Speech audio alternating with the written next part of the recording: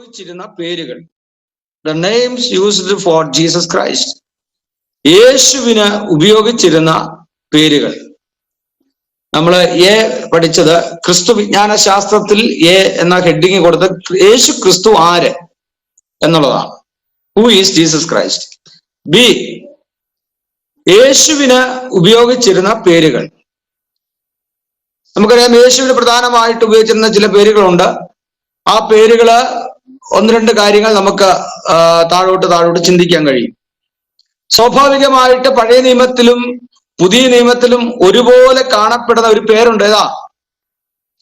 യേശു ക്രിസ്തുവിന് പഴയ നിയമത്തിലും പുതിയ നിയമത്തിലും ഒരുപോലെ അറിയപ്പെടുന്ന ഒരു പേരുണ്ട്. അറിയാമോ ആർക്കെങ്കിലും? അറിയാവുന്നൊരു പറഞ്ഞാട്ടെ. അൺമ്യൂട്ട് ചെയ്ത് പറഞ്ഞോ.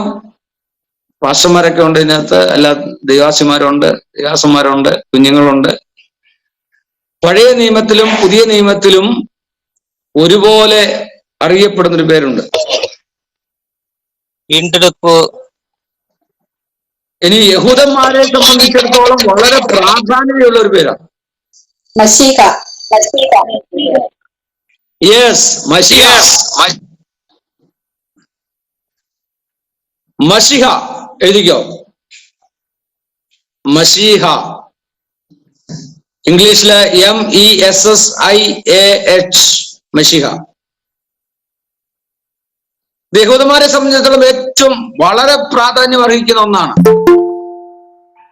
മശിഹ എന്ന വാക്കിന്റെ അർത്ഥം അഭിഷേകം ചെയ്യപ്പെട്ടവൻ. മശിഹ അഭിഷേകം ചെയ്യപ്പെട്ടവൻ.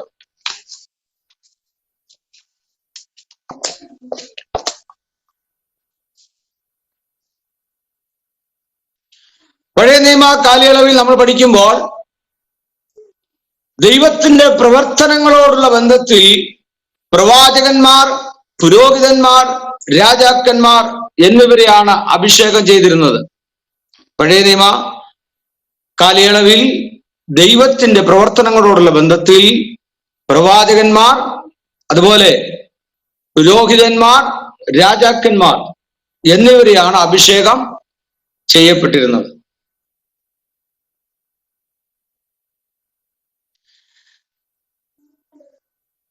ഈ അഭിഷേകം ചെയ്യപ്പെടുന്നതിൽ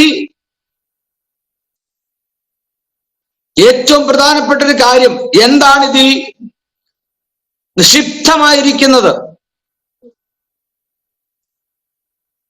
ഇത് ദൈവികമായ ഒരു അംഗീകാരമാണ്.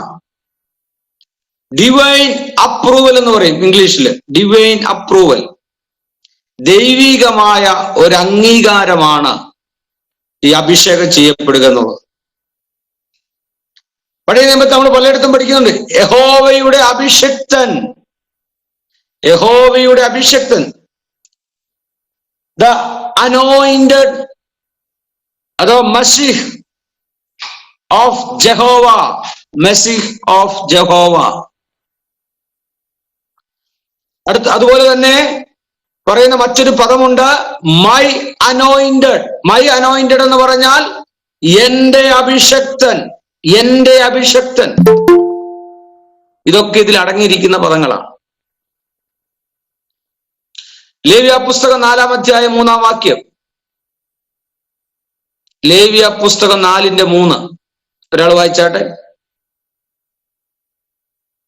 മറ്റൊരാൾ 6-ാം അധ്യായം 22-ാം വാക്യം.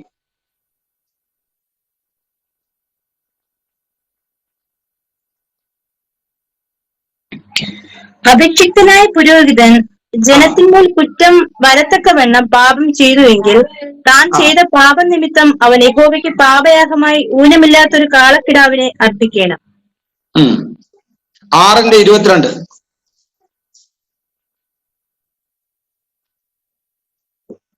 അവന്റെ പുത്രന്മാരിൽ അവന് പകരം അഭിഷേകം പ്രാപിക്കുന്ന പുരോഹിതനും അത് അർപ്പിക്കണം. എന്നേക്കുമുള്ള ചട്ടമായി അത് മുഴുവനും യഹോവയ്ക്ക് ദഹിപ്പിക്കണം. നോക്കണം, ഇവിടെ എല്ലാം നമുക്ക് കാണാൻ കഴിയുന്നത് അഭിഷക്തൻ, അഭിഷേകം ചെയ്യപ്പെട്ടവൻ എന്താണ് ചെയ്യേണ്ടത്. ഈ അഭിഷേകം ചെയ്യപ്പെട്ടവന്റെ പ്രത്യേകത എന്താണ്? അവിടെ ഒരു ഉടമ്പടി, അവിടെ ദൈവം വെച്ചിരുന്ന കൽപ്പനകൾ, ചില നിയമങ്ങൾ, അല്ലേ? അപ്പോൾ ഒരു ചട്ടക്കൂടിനകത്തേക്ക് വരിക അഭിഷേകം ചെയ്യപ്പെട്ടവൻ. ആരുടെ ചട്ടക്കൂടാണ്? ദൈവത്തിന്റെ ചില നിയമങ്ങൾക്ക് അധീനപ്പെട്ട് ദൈവീക ശുശ്രൂഷയ്ക്ക് നിയമിക്കപ്പെട്ടവനായി കടന്നു വരികയാണ്. ഒന്ന് രണ്ട് റെഫറൻസുകൾ എഴുതിയിട്ട് ഞാൻ അതിന്റെ ബാക്കി കാര്യങ്ങൾ ഓർമ്മിപ്പിക്കാം. 1 ശമൂവേൽ 24:10, 2 ശമൂവേൽ 19:21, 23-ാം അധ്യായം 1-ാം വാക്യം, വിലാപങ്ങളുടെ പുസ്തകം 4-ാം അധ്യായം 20-ാം വാക്യം, 1 ദിനവൃത്താന്തം 16:22, യെശയ്യാവ് 45:1, സങ്കീർത്തനം 10:15. ഇവിടെയെല്ലാം നമുക്ക് കാണാൻ കഴിയുന്ന ഒരു പൊളിറ്റിക്കൽ ഫിഗറിലേക്കാണ് പോകുന്നത്, അല്ലേ? ഒരു രാജകീയ അഭിഷേകം, rule over the world, rule over the kingdom. ഒരു രാജ്യത്തെ അഭിഷേകം ചെയ്ത് അതിനെ റൂൾ ചെയ്യാനുള്ള ഒരു നിയമിതനായിട്ടാണ് കാണാൻ കഴിയുന്നത്. 2 ശമൂവേൽ 7:12, 2 ശമൂവേൽ 7:12. യെശയ്യാപ്രവാചകത്തിൽ 9-ാം അധ്യായം 11-ാം അധ്യായം ഒക്കെ വായിക്കുമ്പോൾ വളരെ വ്യക്തമായിട്ട് മശിഹയെ കുറിച്ച് പറഞ്ഞിട്ടുണ്ട്. യെശയ്യാവ് 9, 11 അധ്യായങ്ങൾ, 9-ാം അധ്യായം 11-ാം അധ്യായം.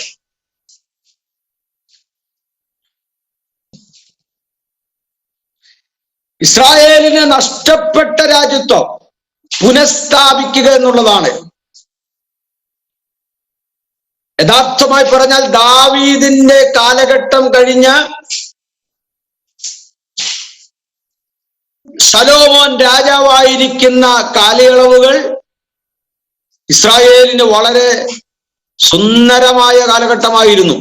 എന്നാൽ ശലോമോന്റെ കാലഘട്ടത്തിന് ശേഷം ഇസ്രായേൽ രാജ്യം 2ആയി വിഭജിക്കപ്പെട്ടു. യഹൂദ എന്നും യെരുശലേം എന്നും, northern kingdom and southern kingdom 2ആയിട്ട് വിഭജിക്കപ്പെട്ടു. 22 രാജാക്കന്മാരാൽ ഭരിക്കപ്പെട്ടു. ഏകദേശം ഈ രാജ്യങ്ങളൊക്കെയും പല സ്ഥലങ്ങളിലേക്ക് വിഭജിക്കപ്പെട്ടു പോകുമ്പോൾ ഒറ്റ രാജ്യമായിട്ടിരുന്ന ഇസ്രായേൽ ഒറ്റ രാജ്യമായിട്ടിരിക്കുമ്പോൾ, ശലോമോന്റെയും ദാവീദിന്റെയും ഒക്കെ അധീനതയിൽ ഇരിക്കുമ്പോൾ ശത്രുവിന് തോൽപ്പിക്കുവാൻ പ്രയാസമായിരുന്നു. എന്നാൽ ചെറു രാജ്യങ്ങളായിട്ട് വിഭജിക്കപ്പെട്ടപ്പോൾ ഇസ്രായേൽ പല രാജ്യങ്ങളായിട്ട്, കൊച്ചു രാജ്യങ്ങളായിട്ട് മാറ്റപ്പെട്ടപ്പോൾ സംഭവിച്ചത് എന്താണ്? മറ്റ് രാജ്യങ്ങൾക്ക്, ബാബേൽ സംസ്ഥാനത്തിലുള്ളവർക്ക് ബാബേൽ പ്രവാസത്തിലേക്ക് പിടിച്ചു കൊണ്ടുപോകുവാൻ തക്കവണ്ണം ബാബേൽ രാജാക്കന്മാർ കടന്നു വന്ന് ഒന്നിനു പിറകെ ഒന്നായിട്ട് എന്ത് ചെയ്തു? യുദ്ധം ചെയ്ത് കീഴ്പ്പെടുത്തി അവരെ കൊണ്ടുപോകാനിടയായി. ഇവിടെ അതിപ്രധാനമായി പറഞ്ഞ 2 സന്ദേശങ്ങളുണ്ട്. ഒന്ന്, ദൈവമക്കൾ, ദൈവസഭ, ദൈവജനം ഒരഭിഷേകത്തിന് കീഴിലാണ്, ഒരധികാരത്തിന് കീഴിലാണ്. അത് മാറ്റം വരുത്തരുത്. അതിനിടർച്ച വന്നു കഴിഞ്ഞാൽ, അതിന് തടസ്സം നേരിട്ട് കഴിഞ്ഞാൽ പിശാച് വേഗത്തിൽ കയറാനിടയാകും. 2, ചെറു രാജ്യങ്ങളായിട്ട് വിഭജിക്കപ്പെട്ടു. ഇവിടെ നമുക്ക് മനസ്സിലാക്കാൻ കഴിയുന്ന ഒരു ചിന്തയുണ്ട്. ഒരു കുടുംബം എന്ന് പറയുന്നത് അപ്പൻ, അമ്മ, മക്കൾ, ഭാര്യ, ഭർത്താവ് ബന്ധങ്ങളാണ്. സഭയോടുള്ള ബന്ധത്തിലും സഭയില് അഭിഷക്തനായിരിക്കുന്ന ദൈവദാസൻ ഇരിക്കുമ്പോൾ ആ സഭയിലെ ഓരോ വിശ്വാസികളും ഓരോ അംഗങ്ങളും ഒരു കണക്ഷൻ ഉണ്ട്, ആത്മീക ബന്ധമുണ്ട്. ഈ ആത്മീക ബന്ധത്തിൽ ഇടർച്ച വന്ന് ഗ്രൂപ്പിസം തുടങ്ങിയാൽ, നീയാണോ വലുത് ഞാനാണോ വലുതെന്ന് തോന്നിയാൽ, ആരാണ് വലുതെന്ന ചിന്ത വന്നാൽ, അത് കുടുംബത്തിനകത്തായാലും ഇടർച്ച വന്നു കഴിഞ്ഞാൽ ഒരു കാര്യം ശ്രദ്ധിക്കുക, പിശാചിന് വേഗത്തിൽ നമ്മളെ തോൽപ്പിക്കാൻ കഴിയും. പിശാചിന് വേഗത്തിൽ അതിനകത്ത് പ്രവേശിക്കാൻ കഴിയും. അതുകൊണ്ടാണ് പിശാച് കൊണ്ടുവരുന്ന ആദ്യത്തെ പിശാചിന്റെ പദ്ധതി എന്ന് പറയുന്നത്, നിങ്ങൾക്കറിയാമോ, ഇടർച്ച കൊണ്ടുവരിക, തമ്മിൽ ഐക്യത ഇല്ലാതാക്കുക എന്നുള്ളതാണ്. ഇത് തന്നെയാണ് ഇസ്രായേലിന് സംഭവിച്ചത്. അങ്ങനെ ഇസ്രായേലിന്റെ രാജകീയ അധികാരം, ഒരു രാജ്യമെന്ന പദവി, ഒരു ഏകകണ്ഠ തീരുമാനം ഇസ്രായേലിന് നഷ്ടപ്പെട്ടു. അവസാനം അവർ യഹൂദ ഗോത്രത്തെ പിടിച്ചു. യഹൂദ ഗോത്രത്തെ പിടിച്ചു കൊണ്ടുപോയി കല്ലുകല്ലിന്മേൽ ശേഷിക്കാതെ വണ്ണം ശിഥിലമായി കിടന്ന ഒരു കാലഘട്ടമുണ്ടായി. യെരൂശലേം ദേവാലയത്തുള്ള ബന്ധത്തിലും പുരോഹിതന്മാരെ, പാത്രങ്ങളെ എല്ലാം കൊണ്ടുപോയി. അവിടെ ഞാൻ പറഞ്ഞു വന്നതിന്റെ ആശയത്തിലേക്ക് വരാം. അവിടെ അവർ അന്നു മുതൽ ഇന്നുവരെയും കാത്തിരിക്കുന്ന ഒന്നുണ്ട്, ഒരു മശിഹ വരും. മശിഹ വന്നു കഴിഞ്ഞെങ്കിലും യഹൂദന്മാർ ഇപ്പോഴും കാത്തിരിക്കുകയാണ്. ഒരു മശിഹ വരും, ഞങ്ങൾക്ക് വേണ്ടി ഒരു മശിഹ വരും, ഒരു അഭിഷക്തൻ വരും, രാജ്യം ഐക്യത്തോടെ കൊണ്ടുവരും, ഏകകണ്ഠമായി ഭരിക്കും, ഏകരാജ്യത്വത്തിലേക്ക് വരും, ഞങ്ങളെ രക്ഷപ്പെടുത്തും എന്നൊക്കെ അവർ കാത്തിരിക്കുകയാണ്. ചിന്തിച്ചു നോക്കിക്കേ, ദാവീദ് ചെയ്ത ഒരു തെറ്റ് എന്താ? ദാവീദ് ചെയ്ത തെറ്റ്, ഊരിയാവിന്റെ ഭാര്യയെ എടുത്തു, അവനെ മുന്നിൽ കൊണ്ട് നിർത്തി കൊന്നുകളഞ്ഞു. ശലോമോൻ രാജാവ് അന്യജാതിയിൽപ്പെട്ടവരെ എടുക്കാൻ പാടില്ല, നിയമമാണ്, നിയമം തെറ്റിച്ചു. സുരക്ഷിതത്വം ദൈവത്തിൽ നിന്ന് ആഗ്രഹിക്കേണ്ടതിന് പകരം ഇഷ്ടമുള്ള സ്ത്രീകളെല്ലാം എടുത്തു കഴിഞ്ഞാൽ എന്ത് സംഭവിക്കും? രാജ്യഭദ്രം. എല്ലാ രാജാക്കന്മാർക്കും ശലോമോൻ ആരായിരുന്നു? മരുമോനായിരുന്നു. 1000-ലധികം രാജ്യങ്ങൾക്ക് ശലോമോൻ ആരായിരുന്നു? മരുമോനായിരുന്നു. അതുകൊണ്ട് ഒരു പ്രശ്നമില്ല. പക്ഷെ നിങ്ങൾക്കറിയാമോ, പട്ടുമെത്തയിൽ, പട്ടുകസാരയിൽ, അല്ലെങ്കിൽ ഏറ്റവും ഉന്നത നിലവാരത്തിൽ ഒരു രാജ്യത്തിന്റെ സ്വർണം കൊണ്ട് പൊതിഞ്ഞ കസേരയിലിരുന്ന രാജ്യത്വം ലോകത്തെ മുഴുവൻ രക്ഷിക്കുവാനായി മശിഹ പിറക്കുമ്പോൾ, യഹൂദ വംശം, രാജകീയ വംശം, അധികാരമുള്ള വംശം, ദൈവത്തിന്റെ പ്രഭു ജനിക്കുമ്പോൾ, എവിടെ? കൊട്ടാരത്തിലിരുന്നവൻ ഇപ്പോൾ എവിടെയാ? ഒരു കാർപ്പന്ററായി തീർന്നിരിക്കുക. ചിന്തിച്ചേ, തമ്പുരാന്റെ ശിക്ഷ കിട്ടിയത് കണ്ടോ? തമ്പുരാന്റെ അടി വന്നത് കണ്ടോ? യേശുക്രിസ്തു ജനിക്കുമ്പോൾ പട്ടുമെത്തയിൽ കിടന്നവൻ, രാജകീയ കസാരയിലിരുന്ന, അധികാരത്തോടെ ഇരുന്ന, ഉന്നത പദവിയിലിരുന്ന, രാജകീയ അധികാരത്തിലിരുന്ന, ആ പദവിയെല്ലാം നഷ്ടപ്പെട്ട്, എല്ലാം നഷ്ടപ്പെട്ട്, അധികാരം പോയി, കുടുംബമഹിമ പോയി, സകലതും പോയി. ഇപ്പോൾ എവിടെയാ വസിക്കുന്നേ? എവിടെ എത്തി നിൽക്കുന്നു? ഒരു കാർപ്പന്ററിന്റെ കുടുംബത്തിനകത്തേക്ക്. ഡെയിലി വേജസിന് പോലും ജോലി ചെയ്യേണ്ട അവസ്ഥയിലേക്ക് ആര് വന്നിരിക്കുകയാണ്? യേശുക്രിസ്തുവിന്റെ കുടുംബം അല്ലേ? യേശു ജനിക്കുമ്പോ യോസഫിന്റെ കുടുംബം എന്ത് കുടുംബമായിരുന്നു? ഒരു കാർപ്പന്ററിന്റെ കുടുംബമായിരുന്നു. ചിന്തിച്ചു നോക്കിക്കേ, ദൈവത്തോട് മത്സരിച്ചാൽ, ദൈവത്തോടും നമ്മൾ അന്യായം ചെയ്താൽ, അഭിഷേകം ചെയ്യപ്പെട്ടവൻ അഭിഷേകത്തോടെ നിൽക്കുവാൻ കഴിഞ്ഞില്ലെങ്കിൽ, അധികാരം തന്നവൻ, അവൻ നമ്മളെയൊക്കെ ദൈവം അഭിഷേകം ചെയ്ത്, ഇതിനകത്തിരിക്കുന്ന ഡിവിസിലിരിക്കുന്ന ദൈവമക്കൾ, ദൈവം പഠിക്കുന്നവർ, നിങ്ങൾ ദൈവദാസന്മാരൊക്കെ ഉണ്ട്. ഇതിനകത്തുള്ളവരോട് ഞാൻ ഒരുമിച്ച് പറയട്ടെ, ദൈവം നിങ്ങളെ അഭിഷേകം ചെയ്തു. എന്നാൽ ദൈവത്തിന്റെ കൽപ്പനകളെ വെറുത്താൽ, വിട്ടാൽ എന്താ സ്ഥിതി എന്നറിയാമോ? ദൈവിക ശിക്ഷ എന്ന് പറയുന്നത്, ദൈവം ഒന്ന് കൈ വിട്ടാൽ, ദൈവം ഒന്ന് കൈ അയച്ചാൽ, അവൻ ഹല്ലേലൂയ, അവൻ രാജകീയ പ്രൗഢിയോടെ രാജകസേരയിൽ ഇരിക്കേണ്ടവൻ ഇപ്പൊ എവിടെ കിടക്കുന്നേ? കാർപ്പൻട്ര അല്ലേ? സ്തോത്രം. ദാരിദ്ര്യം പിടിച്ച കുടുംബത്തിലേക്ക് എത്തി നിൽക്കി. എന്നാൽ ഇന്ന് രാത്രി വളരെ ശ്രദ്ധിക്കണം, നമ്മളെ വിളിച്ച ദൈവം വിശ്വസ്തൻ. അധികാരം നമ്മുടെ മേൽ തന്നിട്ടുണ്ട്. നമുക്ക് വേണ്ടി ദൈവത്തിന്റെ അത്ഭുതങ്ങളെ ദൈവം ചെയ്യാൻ ആഗ്രഹിക്കുന്നുണ്ട്. നമുക്കറിയാം, യേശുക്രിസ്തുവിനെ സംബന്ധിച്ചിടത്തോളം ആ ഉന്നത പദവിയിൽ ഇരിക്കുന്ന കുടുംബത്തിന്റെ അകത്ത് ജനിച്ച ക്രിസ്തു, ജനിക്കേണ്ട ക്രിസ്തു കാർപ്പൻഡറായിട്ട് ജനിച്ചെങ്കിലും, സാധാരണക്കാരിൽ സാധാരണക്കാരനായി ജനിച്ചെങ്കിലും, അവന്റെ മേൽ പകരപ്പെട്ട അഭിഷേകം, ആ കുടുംബത്തിന്മേൽ പകരപ്പെട്ട അഭിഷേകം, ദാവീദിനോടൊരു വാക്ക് ദൈവം പറഞ്ഞു. എന്താ പറഞ്ഞേ? നിന്റെ സിംഹാസനം എന്നേക്കും നിലനിൽക്കുന്ന സിംഹാസനമാണ്, അല്ലേ? ഒരു വാക്ക് പറഞ്ഞിരുന്നു. ദൈവം ആ വാക്ക് പാലിച്ചോ? പാലിച്ചു. ദൈവം അത് തെറ്റിച്ചോ? തെറ്റിച്ചില്ല. പക്ഷെ മനുഷ്യൻ തെറ്റിച്ചു. ദൈവം തെറ്റിച്ചില്ല. അതുകൊണ്ടാണ് അവിടെ നമുക്ക് കാണാൻ കഴിയുന്നത്, യേശുക്രിസ്തുവിന്റെ കാലഘട്ടത്തിൽ മർക്കോസിന്റെ സുവിശേഷം 10-ാം അധ്യായം 37, 11-ാം അധ്യായം 2 മുതൽ 6 വരെയുള്ള വാക്യം. മർക്കോസിന്റെ സുവിശേഷം 10-ാം അധ്യായം 37, മർക്കോസിന്റെ സുവിശേഷം 11-ാം അധ്യായം 2 മുതൽ 6 വരെ, 8-ാം അധ്യായം 29-ാം വാക്യം, 8-ന്റെ-29, ലൂക്കോസ് 23-2. ഈ ഭാഗമൊക്കെ പഠിക്കുമ്പോൾ പീലാത്തോസ് ചോദിക്കുന്ന ഒരു ചോദ്യമുണ്ട്. നീ മശിഹ തന്നെയോ? അല്ലേ? പീലാത്തോസ് ചോദ്യ. ശിഷ്യന്മാര് പറഞ്ഞു നീ മശിഹയാണ്, അല്ലേ? യേശുവിന്റെ ശിഷ്യന്മാര് പറഞ്ഞ എന്താണ്? യു ആർ മസിഹ, നീ മശിഹയാണ്.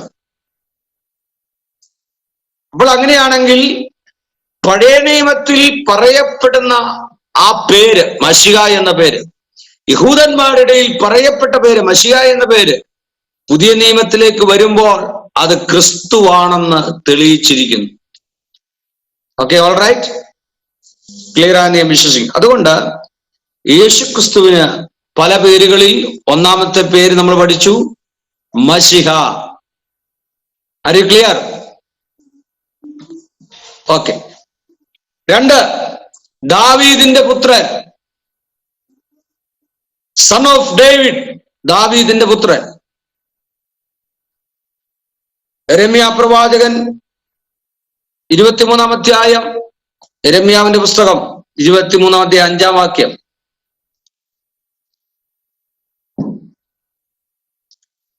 മുപ്പത്തിമൂന്നാം അധ്യായം 15-ാം വാക്യം.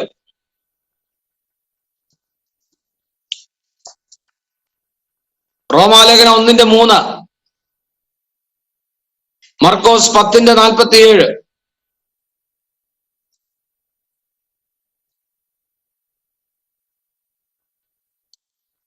ദാവീദിന്റെ പുത്രൻ, വരുവാൻ പോകുന്ന മശിഹ ദാവീദിന്റെ കുറ്റിയിൽ നിന്ന് ഉത്ഭവിക്കുമെന്നും അവൻ ദാവീദിന്റെ സിംഹാസനത്തിൽ ഇരുന്ന് വാഴുമെന്നുമാണ് യഹൂദന്മാരുടെ ശുഭപ്രതീക്ഷ. ആ അർത്ഥത്തിൽ മശിഹ ദാവീദിന്റെ സന്തതിയായിരിക്കുമെന്ന് ഉറച്ചു വിശ്വസിക്കുക. യെരമ്യാവ് 23-5 വായിച്ചേ.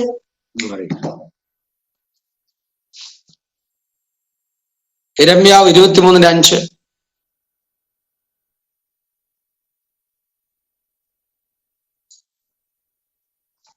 ഞാൻ ദാവീദിന് നീതിയുള്ള ഒരു മുളയായവനെ ഉത്ഭവിക്കുന്ന കാലം വരും.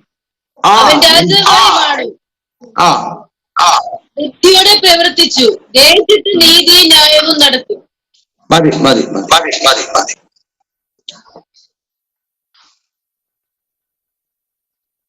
അവിടെ വായിക്കുമ്പോൾ കാണുന്നുണ്ട്, ദാവീദിന്റെ സന്തതിയിൽ നിന്നൊരു കുറ്റി, ഒരു മുള പൊട്ടിപ്പുറപ്പെടും, ഇല്ലേ? വെട്ടിയാലും ആ വെട്ടിയ കുറ്റിയിൽ നിന്നൊരു മുള പൊട്ടിപ്പുറപ്പെടും. അപ്പൊ അതിന്റെ മറ്റൊരു വശം എന്താണ്? മറ്റൊരു വശം വളർന്ന് പന്തലിച്ചിരുന്ന ഒരു വലിയ പടുവൃക്ഷം, അതിനെ എന്ത് ചെയ്തു? ചോടെ വെട്ടി. ഞാൻ നേരത്തെ പറഞ്ഞ കാര്യം മനസ്സിലായോ? കാർപ്പൻഡറായി ഒരു ദാരിദ്ര്യ കുടുംബത്തിൽ എത്തിയെന്ന് പറയാൻ കാരണം, വളർന്ന് പന്തലിച്ചിരുന്ന വലിയൊരു വൃക്ഷം എന്തായി? ചോടെ വെട്ടി. ഇപ്പൊ അതിന്റെ കുറ്റിയിൽ നിന്ന് വീണ്ടും ഒരു മശിഹ പൊട്ടി പുറപ്പെടുകയാണ്. ഓക്കെ, നിങ്ങൾക്ക് അത് മനസ്സിലായി. അത് പുതിയ നിയമസഭയായിരിക്കുന്ന നമുക്ക് വെളിപ്പെട്ടു, ജാതികൾക്ക് വെളിപ്പെട്ടു, സ്വന്തമായവർക്ക് അത് വെളിപ്പെട്ടില്ല. അവൻ സ്വന്തത്തിലേക്ക് വന്നു, സ്വന്തമായവരോ അവനെ കൈക്കൊണ്ടില്ല. ദൈവം നമുക്ക് തന്ന ഭയങ്കര ആ ഒരു ദൈവിക വെളിപ്പാടം ചിന്തിച്ചേ. സ്വന്തമായവർക്ക് ആ വെളിപ്പാട് കിട്ടിയില്ലെന്ന്. ഇപ്പോഴും അവര് മശിക്ക് വേണ്ടി കാത്തിരിക്കുക. നമുക്ക് ചിന്തിക്കാം. പറഞ്ഞു കേട്ടതാണെങ്കിൽ ഓക്കെ, പക്ഷെ യേശുക്രിസ്തു വന്നതും യേശു നടന്നതും യേശു ജനിച്ചതും യേശു പോയതും എല്ലാം ഇന്ന് ഇസ്രായേലിലുണ്ട്. ആ കല്ലറകളുണ്ട്.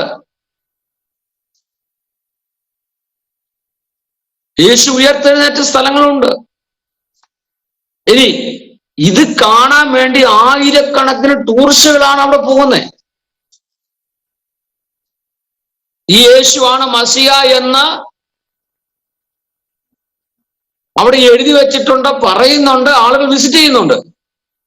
എന്നിട്ടും എനിക്ക് മനസ്സിലാകാതെ, കൺമുമ്പിൽ വരച്ച് കാണിച്ചിരിക്കേ നിങ്ങളെ അന്ധമാക്കിയിരിക്കുന്നതാര്?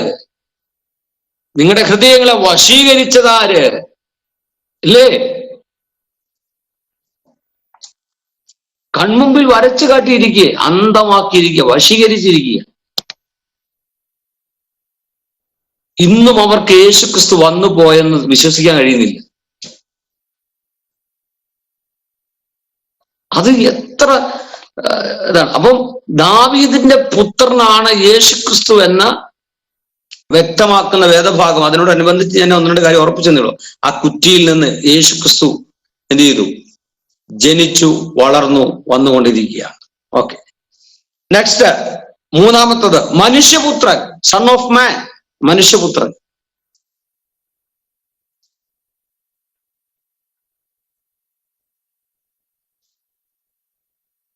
നമുക്കറിയാം മത്തായി, മർക്കോസ്, ലൂക്കോസ്, ആദ്യത്തെ 3 സുവിശേഷങ്ങളുണ്ട്. സുവിശേഷം ഒന്നേ ഉള്ളൂ, നേരത്തെ ഉറപ്പിച്ചിട്ടുണ്ടായിരുന്നു. 3 സുവിശേഷമില്ല, ഒരു സുവിശേഷമേ ഉള്ളൂ. 3 പേരാൽ എഴുതപ്പെട്ടു, മത്തായി, മർക്കോസ്, ലൂക്കോസ്. ഈ സുവിശേഷങ്ങളെ നമ്മൾ വിളിക്കുന്നത് സിനോപ്റ്റിക് ഗോസ്പൽ എന്നാണ്. Synoptic gospel. ഈ സിനോപ്റ്റിക് ഗോസ്പലിനകത്ത് യേശുക്രിസ്തു തന്നെ കുറിച്ച് താൻ തന്നെ സംസാരിക്കുന്നുണ്ട്, മനുഷ്യപുത്രനാണെന്ന്, സൺ ഓഫ് മാൻ, അല്ലേ? മനുഷ്യപുത്രനാണെന്ന്. പഴയ നിയമത്തിൽ എഹെസ്കേൽ പ്രവചനത്തിലും ദാനിയേൽ പ്രവചനത്തിലും മനുഷ്യപുത്രൻ എന്ന പ്രയോഗം കൊടുത്തിട്ടുണ്ട്. സർവ്വസാധാരണമായി കാണുന്ന ഒരു പദമാണ്.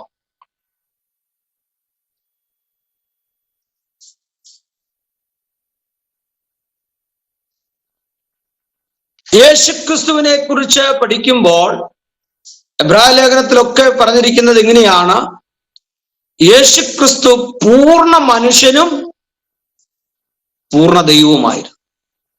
പൂർണ്ണ മനുഷ്യനും പൂർണ്ണ ദൈവവുമായിരുന്നു. മനുഷ്യത്വത്തിൽ, പുത്രനിൽ മാനുഷികമായി ഒരു മനുഷ്യൻ കടന്നു പോകുന്ന സകല ശോധനകളിലൂടെ ആര് കടന്നുപോയി? യേശുക്രിസ്തു കടന്നുപോയി. മാനസികമായി പീഡിപ്പിക്കപ്പെട്ടു, ശാരീരികമായി പീഡിക്കപ്പെട്ടു. യേശുക്രിസ്തു വിശന്നു, യേശുക്രിസ്തു കരഞ്ഞു, യേശു ചിരിച്ചു, അല്ലേ? യേശു സംഭാഷിച്ചു എന്നു വേണ്ട, യേശു ഉറങ്ങി. അപ്പോൾ മാനുഷികമായി ഏതെല്ലാം അവസ്ഥകളിലൂടെ മനുഷ്യൻ കടന്നു പോകുന്നുണ്ടോ അതിലൂടെ എല്ലാം കടന്നുപോയി. യേശുക്രിസ്തുവിന് പരിശോധന കടന്നു വന്നു, അവൻ പരീക്ഷിക്കപ്പെട്ടു, അല്ലേ? അപ്പോൾ യേശുക്രിസ്തുവിന്റെ സമസ്ത മേഖലകളെ കുറിച്ച് പഠിക്കുമ്പോഴും മനുഷ്യപുത്രൻ, സൺ ഓഫ് മാൻ എന്ന നിലയിൽ യേശുക്രിസ്തു പൂർണ്ണ മനുഷ്യനായിരുന്നു, മനുഷ്യപുത്രനായിരുന്നു. എന്ന് നമുക്ക് പഠിക്കാൻ കഴിയും.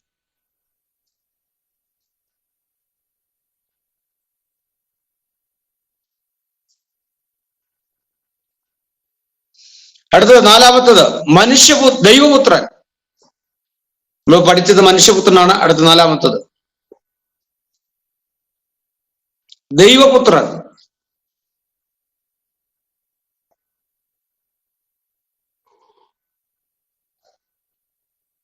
അത് ഒന്ന് രണ്ട് ഭാഗങ്ങൾ നമുക്ക് പഠിക്കാനുണ്ട്.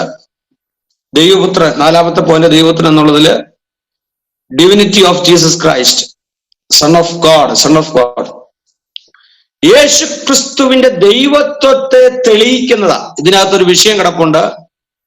യഹോവ സാക്ഷികൾ എന്ന് പറയുന്ന ഒരു വിഭാഗം, അതുപോലെ യേശുനാമക്കാരെന്ന് പറയുന്ന ഒരു വിഭാഗം. ഈ രണ്ടു കൂട്ടരും ഇങ്ങനെ തലകുത്തി നിൽക്കാന്ന് പറയും നമ്മുടെ ഭാഷയിൽ പറഞ്ഞാല്, അല്ലേ? നേരെയല്ല, നേരെ നിൽക്കണവര് തലകുത്തി നിൽക്കുക. അവരോട് ഞാൻ ഈ കഴിഞ്ഞ ഒരു മാസം മുമ്പ് സംസാരിച്ചു. ഒരു മാസം ആയില്ല എനിക്ക് തോന്നുന്നു, ഒരു 2-3 ആഴ്ച മുമ്പ് സംസാരിച്ചപ്പം അൺഎക്സ്പെക്റ്റഡ് ആയിട്ട് സംസാരിക്കേണ്ടി വന്ന. ഞാൻ ചില കാര്യങ്ങൾ ചോദിച്ചപ്പം അവര് എന്താ പറയാ, ഇപ്പൊ മഴയാണോ? ആ മഴയാ. ഇപ്പൊ വെയിലാണോ? ആ വെയിലാ. ഇപ്പൊ തണുപ്പാണോ? ആ തണുപ്പാ. നമ്മൾ എന്തു പറയുന്നോ അതാ. അല്ലാതെ അവർക്ക് ഒരു സ്റ്റാൻഡ് അവർക്കില്ല. നമ്മൾ എന്തു പറയുന്നു അതാ അവരുടെ സ്റ്റാൻഡ്. പണ്ട് അവര് യഹോവ തന്നെയാണ് ദൈവം, യേശു ദൈവമല്ല, യേശുവിന്റെ ആ ഒരു സ്ഥാനമില്ല, അങ്ങനെ ഒരാൾ വന്നിട്ടില്ലെന്ന് പോലും സ്ഥാപിച്ചവരാ. പക്ഷെ ഇപ്പൊ അവര് കുറെ കഴിഞ്ഞിട്ടുണ്ട്. യേശു ഒരു പ്രവാചകനാണെന്നും യേശു ദൈവം അയച്ച വ്യക്തിയാണെന്നും. പക്ഷെ അപ്പൊ തന്നെ യേശു ദൈവമല്ല, യേശു മനുഷ്യനാ,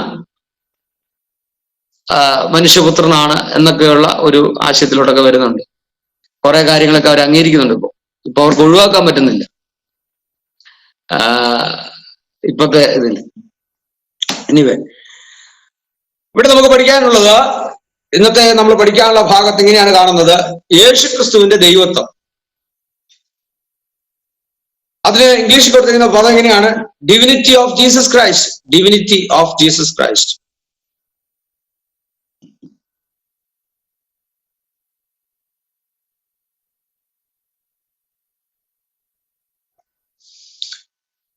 വോസ് എന്ന് പറയുന്ന VOS വോസ് എന്ന് പറയുന്ന ഒരു വേദശാസ്ത്രജ്ഞന്റെ അഭിപ്രായത്തില് 4 വിധത്തിൽ ഇതിനെ വ്യാഖ്യാനിച്ചിട്ടുണ്ട്.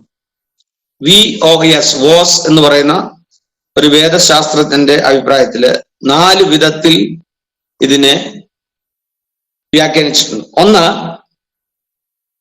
ആ 4ാമത്തെ പോയിന്റിന്റെ താഴെ സബ് പോയിന്റ് ആയിട്ട് എഴുതിക്കോ. ഒന്ന്, ദൈവത്തിന്റെ നേരിട്ടുള്ള സൃഷ്ടി എന്ന നിലയിൽ. ദൈവത്തിന്റെ നേരിട്ടുള്ള സൃഷ്ടി. അതിന് ഉദാഹരണമായി പറഞ്ഞിരിക്കുന്ന ഇതാണ്: ആദാമിനെ ദൈവത്തിന്റെ പുത്രൻ എന്ന് സംബോധന ചെയ്തു. ആദാമിനെ ദൈവത്തിന്റെ പുത്രൻ എന്ന് സംബോധന ചെയ്തു. അയ്യോ,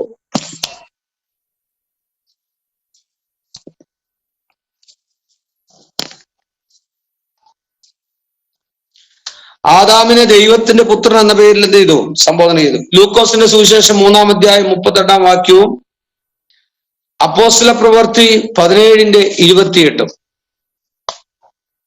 നെക്സ്റ്റ്, 2ാമത്തെ പോയിന്റ്, ദൈവത്തിന്റെ കരുതൽ, സ്നേഹം എന്നിവയോടുള്ള ബന്ധത്തില്.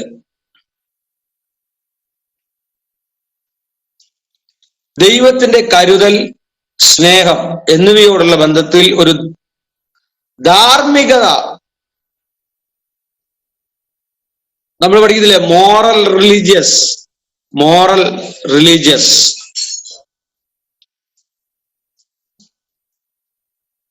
ഒരു ധാർമ്മിക മതബന്ധത്തെ പറ്റി പ്രസ്താവിക്കുവാൻ ഈ പ്രയോഗം ഉള്ളതായി കാണാൻ കഴിയും.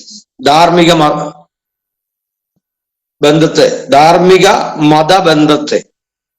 ആ വാക്ക് മനസ്സിലായി. ധാർമ്മിക മത ബന്ധത്തെ എന്ന് പറഞ്ഞാൽ ദൈവത്തിന്റെ കരുതല്, സ്നേഹം, ഇതൊക്കെ ധാർമ്മികതയാണ്, അല്ലേ?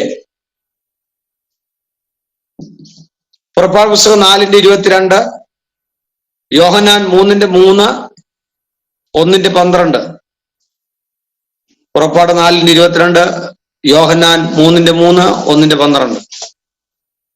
ഇനി മൂന്നാമത്തത് മശിഹായോടുള്ള ബന്ധത്തിൽ ദൈവത്തിന്റെ പുത്രൻ എന്ന് പറയുമ്പോൾ മശിഹായോടുള്ള ബന്ധത്തിൽ കണക്ട് ചെയ്തിരിക്കുന്നത് ദാവീദിന്റെ വംശാവലിയിൽപ്പെട്ട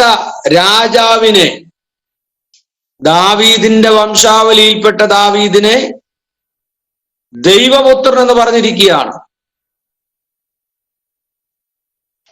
2 ശമൂവേൽ 7:14.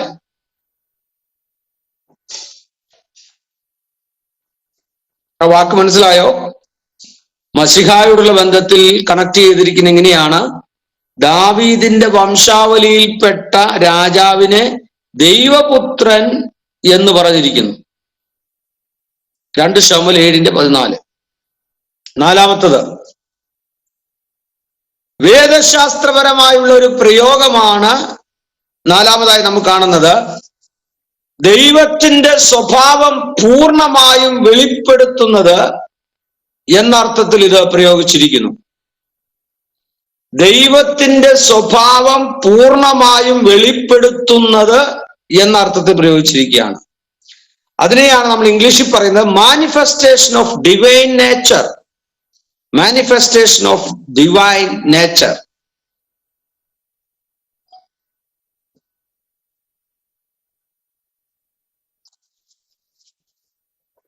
ഇതെല്ലാം വിശദമായിട്ട് പറയണമെന്ന് എനിക്ക് ആഗ്രഹമുണ്ട്, ഒത്തിരി സമയം പോകും.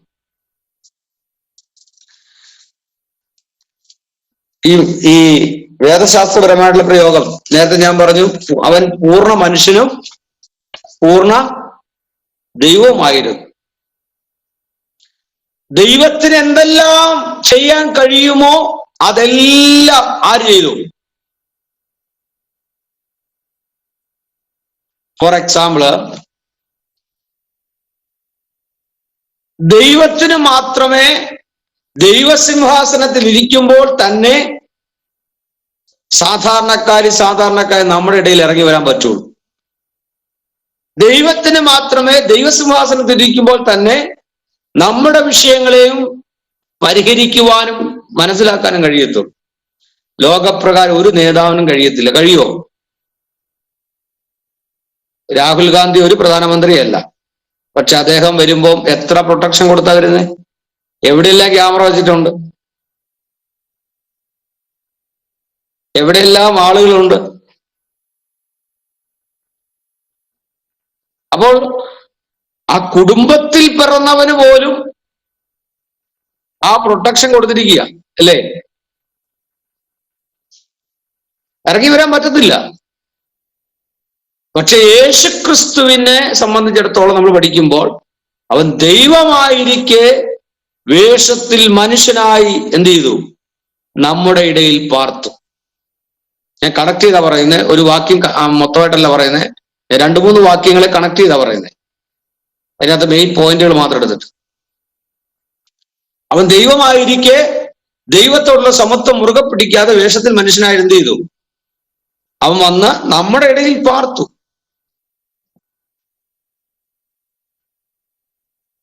അവൻ ലാസറിന്റെ വീട്ടിൽ വന്നു, പടക് കയറി. ഇനി വേറെ ഒന്നുകൂടെ പറഞ്ഞ, യേശുക്രിസ്തു നല്ലൊരു കുക്കായിരുന്നു, അറിയാമോ?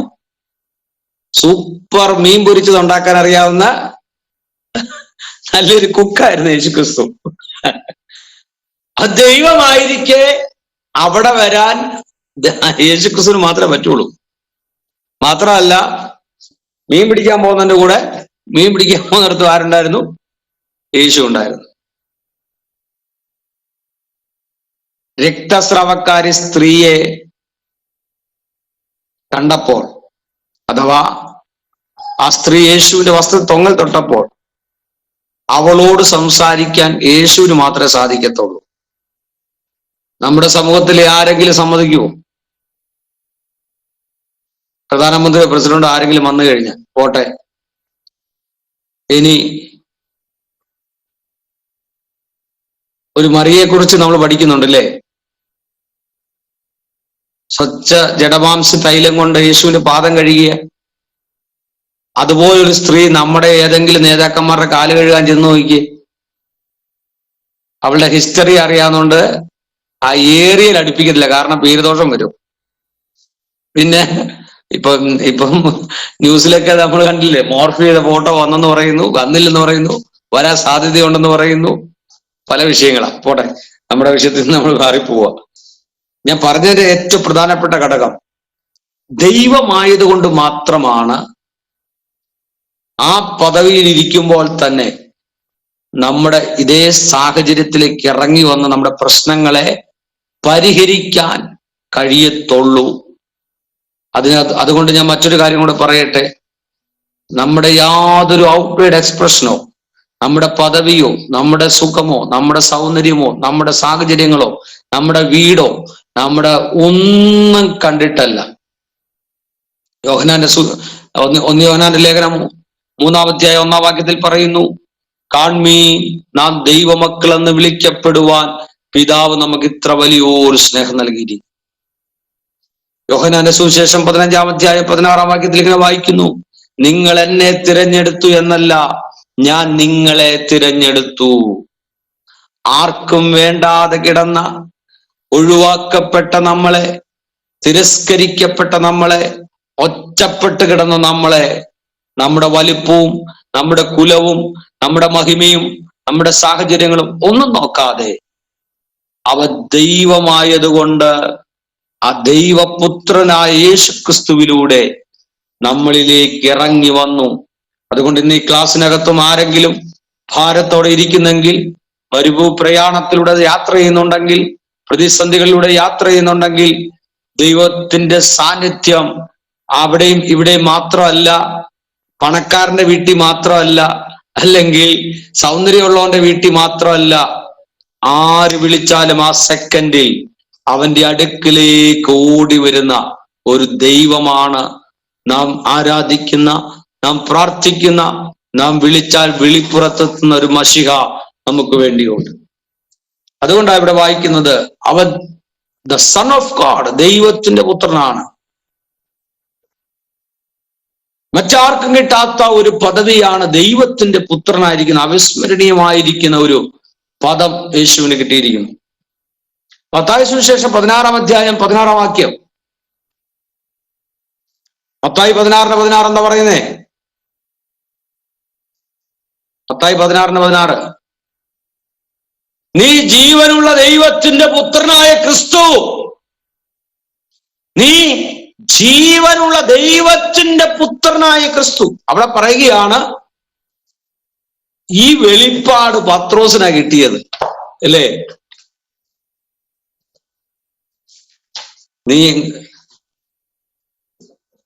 അവര് പറഞ്ഞു, നീ ആരെന്ന് പലരും ചോദിക്കുന്നു എന്ന് ചോദിച്ചപ്പോ പത്രോസ്, ശിശുമാർ വന്ന യേശുവോട് പറഞ്ഞു, നീ ആരാകുന്നു കർത്താവേ എന്ന് ചോദിച്ചു. തിരിച്ചൊരു ചോദ്യം, നിങ്ങൾ എന്ത് പറയുന്നു, അല്ലേ? നിങ്ങൾ എന്നെ കുറിച്ച് എന്ത് പറയുന്നു? അവരൊക്കെ പറയുന്നത് നിൽക്കട്ടെ. ഇന്നത്തെ സഭയോട് ചോദിക്കേണ്ട ഒരു പ്രധാന ചോദ്യം അത്. ഈ ഡിവിസിലിരിക്കുന്നവരോട് ഞാൻ ചോദിക്കുക, നിങ്ങൾ എന്ത് പറയുന്നു യേശുവിനെ പറ്റി? നിങ്ങൾ എന്ത് പറയുന്നു? പത്രോസ് വളരെ ഘനമുള്ള ഒരു മറുപടിയാണ് കൊടുത്തെ. ഈ അത്ഭുതം ചെയ്യുന്നവനാണെന്നും വെള്ളം വീഞ്ഞാക്കിയെന്നോ അല്ല മറ്റുള്ള ഒരു കാര്യം പത്രോസ് പറഞ്ഞില്ല. പത്രോസ് ഒറ്റ കാര്യം പറഞ്ഞോളൂ, എനിക്ക് കുറെ മീൻ തന്ന വ്യക്തിയാണെന്നും. ഇന്നങ്ങനെയല്ലേ നമ്മൾ മൈക്കിലൂടെ സാക്ഷ്യം കേൾക്കുന്ന? എങ്ങനെ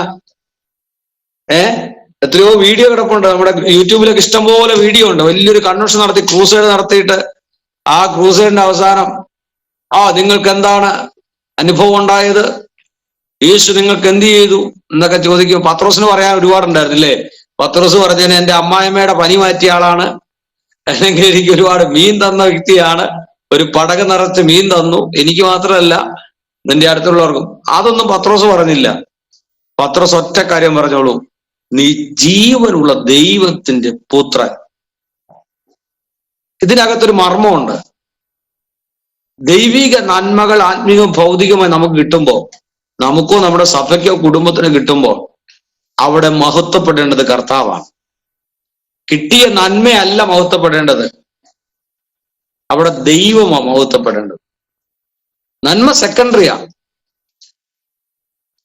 അവിടെ പറയണം എന്റെ ദൈവം, my Jesus Christ, my God. ആ ദൈവത്തെ പോലെ വേറെ ഒരു ദൈവം ഇല്ല. ജീവനുള്ള ദൈവമാണ് എന്റെ ദൈവം എന്ന് പറയാൻ കഴിഞ്ഞാൽ, ഞാൻ സേവിക്കുന്ന ദൈവം ജീവനുള്ള ദൈവമാണെന്ന് പറയാൻ കഴിഞ്ഞാൽ, അതിനപ്പുറത്തേക്ക് വേറൊരു ചോദ്യം ഇല്ല. സ്തോത്രം. യേശുക്രിസ്തു യോഹന്നാന്റെ കീഴിൽ സ്നാനമേൽക്കുമ്പോൾ അവിടെ മുഴങ്ങിക്കേട്ടൊരു ശബ്ദമുണ്ട്. എന്താണ്? മത്തായി 3:17, മർക്കോസ് 9:7. മത്തായി 3:17, മർക്കോസ് 9:7. ഇവൻ എന്റെ പ്രിയപുത്രൻ. അല്ലേ?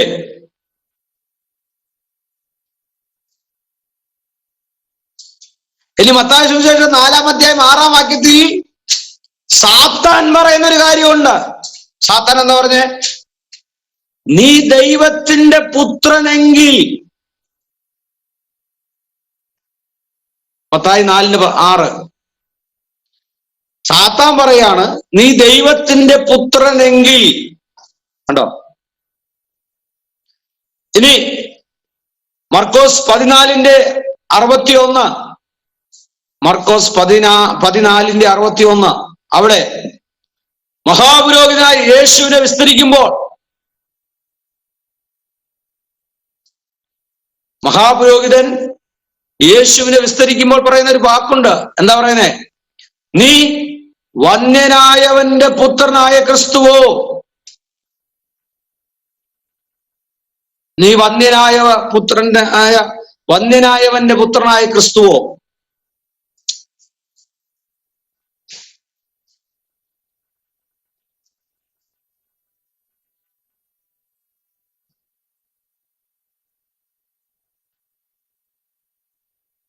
അപ്പോൾ ഇവിടെ രണ്ട് പ്രധാന, മനുഷ്യപുത്രൻ, ദൈവപുത്രൻ, അല്ലേ?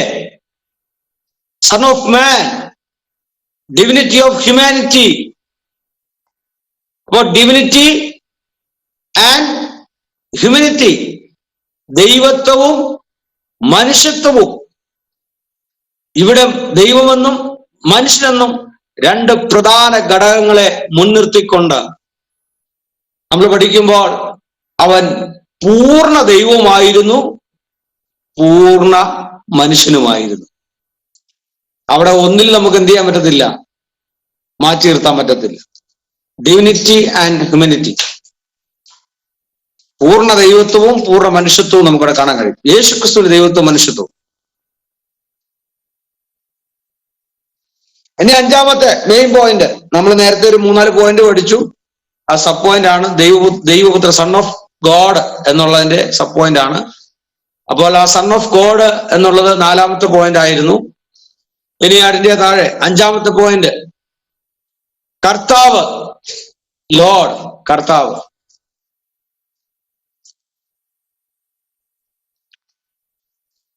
സൺ ഓഫ് ഗോഡ് കഴിഞ്ഞു. ഇനി അടുത്തത് കർത്താവ്, ലോർഡ്, LORD, ലോർഡ്. ലോർഡ് എന്ന് പറയുന്നത് എന്താണ് സംഭവം? ലോർഡ് എന്ന വാക്കിന്റെ അർത്ഥം, കർത്താവ് എന്ന് പറഞ്ഞാൽ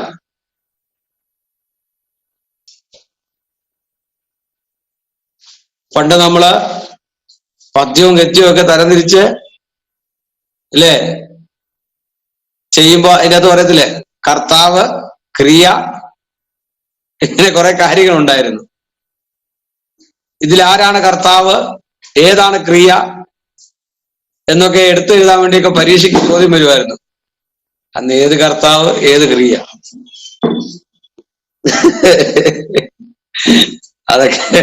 അതൊക്കെ മറന്നു. കർത്താവ് എന്ന് പറഞ്ഞാൽ ഒരു സംഭവം നടക്കുമ്പോൾ ആ സംഭവത്തിലെ പ്രധാനപ്പെട്ട വ്യക്തി, പ്രധാനപ്പെട്ട പോയിന്റ് എന്ന് പറയുന്നത് കർത്താവാണ്. മനസ്സിലായോ?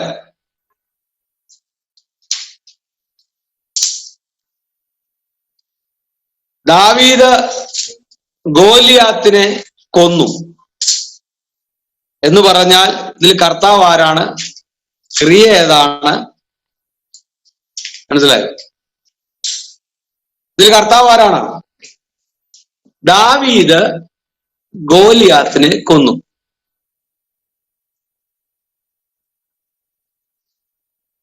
ഇതിനകത്ത് കർത്താവ് എന്ന് പറയുന്നത് ദാവീദാണ്.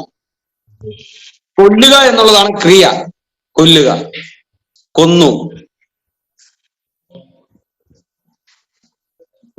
ഇതിനകത്ത് വളരെ പ്രധാനപ്പെട്ട ഒരു വിഷയം, ശരിക്കും ഇത് നിങ്ങളെ ബോർഡിൽ എഴുതി പഠിപ്പിക്കേണ്ടതാണ്. ഇത് നമുക്ക് ഓൺലൈനിലായതുകൊണ്ട് എനിക്ക് അത്രയും പറ്റുന്നില്ല. ബോർഡിൽ എഴുതി വളരെ ക്രിയാത്മകമായിട്ട് പഠിപ്പിക്കേണ്ട ഒരു കാര്യമായിരുന്നു. ഓക്കെ, സിമ്പിളായിട്ട് പറഞ്ഞാൽ നിങ്ങൾക്ക് മനസ്സിലാകാൻ വേണ്ടി ഞാൻ അങ്ങോട്ട് പോയാൽ പിന്നെ കുറെ നിങ്ങൾക്ക് സംശയങ്ങളും ഒത്തിരി, എങ്കിലും സ്കൂളിൽ വിട്ട കാലത്ത് പഠിച്ചായിരുന്നെങ്കിൽ കുറച്ച് കാര്യങ്ങൾ ഓർമ്മ വരും.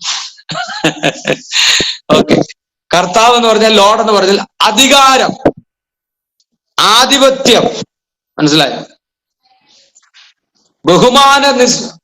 പുരസ്സരം, ബഹുമാന പുരസ്സരം.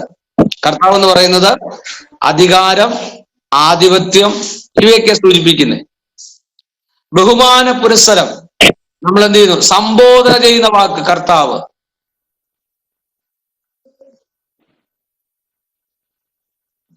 ഇനി ഒന്നുകൂടെ പറഞ്ഞാൽ കർത്തൃത്വം നടത്തുന്നവൻ, കർത്തൃത്വം നടത്തുന്നവൻ, ഭരണാധികാരി.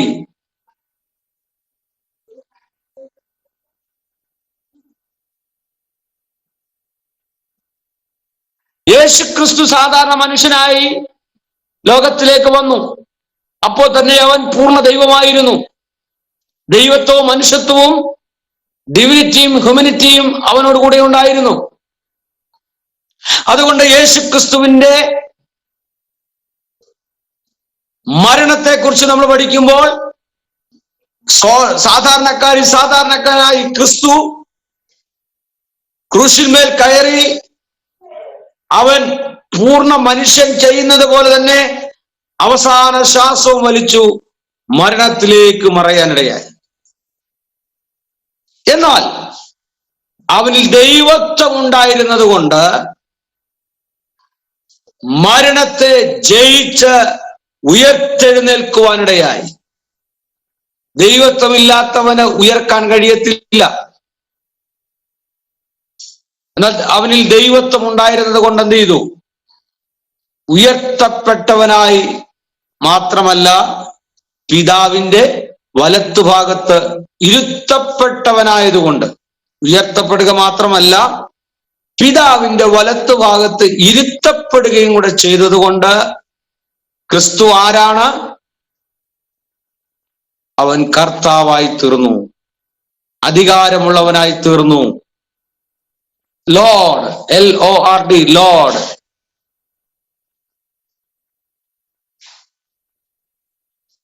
അപ്പോൾ അതിനകത്ത് നമുക്ക് പഠിക്കാൻ കഴിയുന്നത് യേശുക്രിസ്തുവിന്റെ ജഡാവതാരത്തിന്, ജഡത്തിൽ അവൻ പിറക്കുന്നതിന് മുൻപും കർത്താവായിരുന്നു, ശേഷവും അവൻ കർത്താവായിരുന്നു. അതാണ് യോഹന്നാന്റെ സുവിശേഷം 1-ാം അധ്യായം 1-ാം വാക്യം, 2-ാം വാക്യം, 3-ാം വാക്യം നമ്മളെ ഓർമ്മിപ്പിക്കുന്നത്.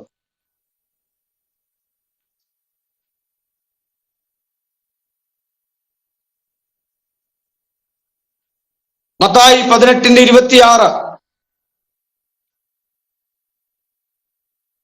15:27, ലൂക്കോസ് 7:6, 13, 9-ാം അധ്യായം 57-ാം വാക്യം, സങ്കീർത്തനം 110:1.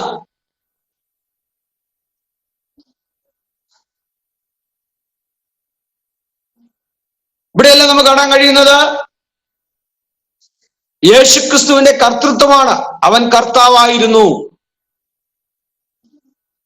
കൂടാതെ യേശുവിനെ ഗുരുവെന്നും റബ്ബി എന്നും ടീച്ചർ എന്നൊക്കെ വിളിച്ചിരുന്നു. അപ്പോൾ ഗുരുവായിരിക്കുന്ന, ടീച്ചറായിരിക്കുന്ന, കർത്താവായിരിക്കുന്ന, ആധിപത്യമുള്ള, അധികാരമുള്ള ഒരുവനാണ് ആര്? കർത്താവായ യേശുക്രിസ്തു. യേശുക്രിസ്തുവിനെ പറ്റി പറയുന്നൊരു കാര്യമുണ്ട്. ധന്യനായ ഏകാധിപതിയും രാജാതിരാജാവും കർത്താതി കർത്താവും താൻ മാത്രം അമർത്യതയുള്ളവനും അടുത്തുകൂടാത്ത വെളിച്ചത്തിൽ വസിക്കുന്നവനും മനുഷ്യരാര് കാണാത്തവനും കാണുവാൻ കഴിയാത്തവനുമായിരിക്കുന്ന, കണ്ടോ, അത്രമാത്രം ദൈവത്വം അതിനകത്ത് അടങ്ങിയിരിപ്പുണ്ട്. ഓക്കെ, നമ്മൾ യേശുവിന്റെ പേരുകളാണ് പഠിച്ചത് അല്ലേ? യേശുക്രിസ്തുവിന്റെ ജഡാവതാരത്തിൽ നമ്മൾ പഠിച്ചത് യേശുവിന്റെ പേരുകളാണ്. ഓക്കെ, നെക്സ്റ്റ് ക്രിസ്തു വിജ്ഞാന ശാസ്ത്രത്തിൽ എ, ക്രിസ്തു ആര്? 2 ബി, യേശുവിന് ഉപയോഗിച്ചിരുന്ന പേരുകൾ. ഇനി സി, യേശുക്രിസ്തുവിന്റെ പൂർവാസ്തിക്യം, pre existence of Jesus Christ, യേശുക്രിസ്തുവിന്റെ പൂർവാസ്തിക്യം.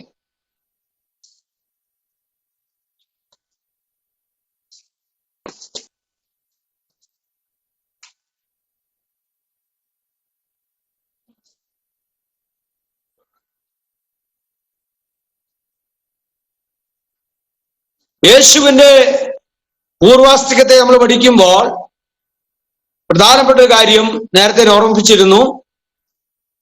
പിതാവായ ദൈവത്തിന്റെ എല്ലാ സ്വഭാവ ഗുണങ്ങളും ആർക്കുണ്ട്? പുത്രനായ യേശുക്രിസ്തുവിനുണ്ട്.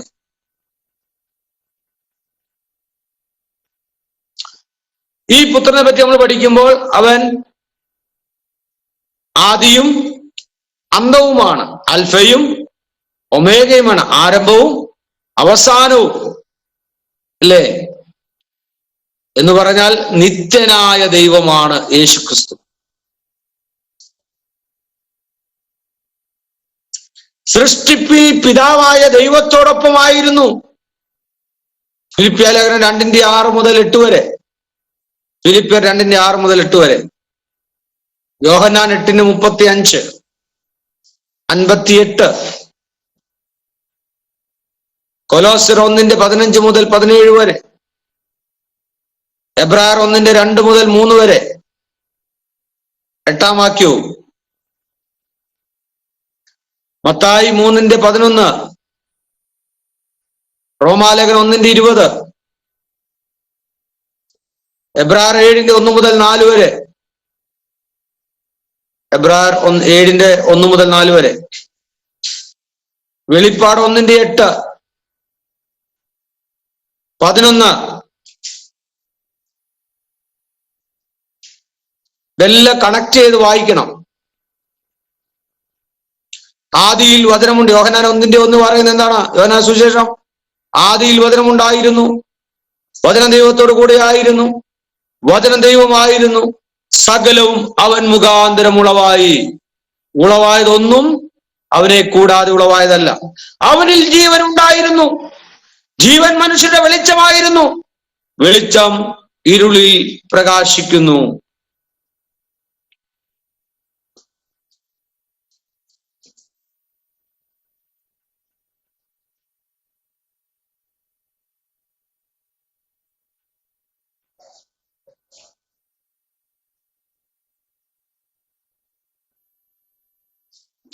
എബ്രായർ 1:1 മുതൽ 2 വരെ, എബ്രായർ 1:1 മുതൽ 2 വരെ. ദൈവം പണ്ട് ഭാഗമായിട്ടും വിവിധമായിട്ടും പ്രവാചകന്മാർ മുഖാന്തരം പിതാക്കന്മാരോട് അരുളി ചെയ്തിട്ട് ഈ അന്ത്യകാലത്ത് പുത്രൻ മുഖാന്തരം നമ്മോട് അരുളി ചെയ്തിരിക്കുന്നു, അല്ലേ? അപ്പോൾ ദൈവം പണ്ട് ഭാഗമായിട്ടും വിവിധമായിട്ടും പ്രവാചകന്മാർ മുഖാന്തരം പിതാക്കന്മാരോട് അരുളി ചെയ്തിട്ട് ഈ അന്ത്യകാലത്ത് പുത്രൻ മുഖാന്തരം നമ്മോട് അരുളി ചെയ്തിരിക്കുന്നു. അപ്പോൾ ആകയാൽ ഈ വേദഭാഗങ്ങളൊക്കെ നമ്മൾ പഠിക്കുമ്പോൾ ശ്രദ്ധിക്കണം, യേശുക്രിസ്തു ദൈവമാണെന്നും ദൈവത്തോടുകൂടെ സൃഷ്ടിപ്പിൽ ഉണ്ടായിരുന്നുവെന്നും ഇപ്പോഴും ഉള്ളവനാണ്.